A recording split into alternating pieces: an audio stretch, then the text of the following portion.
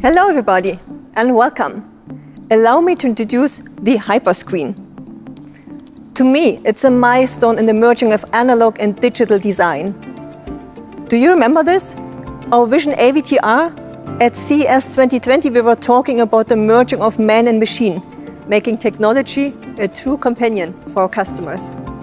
It looks into the future and anticipates what functions the user will need next.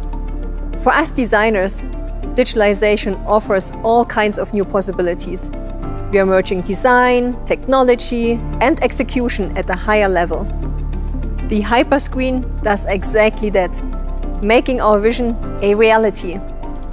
The glass instrument panel is completely new and is the largest freeform glass surface there's ever been in a Mercedes, stretching all the way from one door to the other.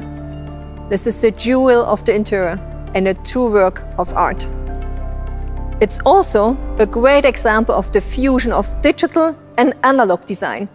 3 separate screens beneath one gently curved glass surface. It looks and feels like a single entity. The analog air vents are beautifully integrated above it and at the sides. The middle of those screens, the central display, is extra brilliant thanks to the latest OLED technology. The result is an electrifying look paired with extremely emotional visualization. As we love simplicity, we created a new level of MBUX user interaction. We call it Zero Layer. This means that all necessary information is always neatly arranged in front of the driver. You have all your information personalized and at your fingertips on the top layer. In fact, we created an interface where the car approaches the user without the need to go deeper into the sub-menus. We have also created a distinctive digital pattern for the EQS with different colors depending on the operating mode.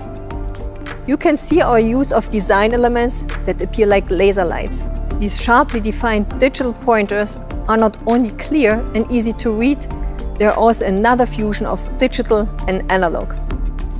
Let me give you one more specific example.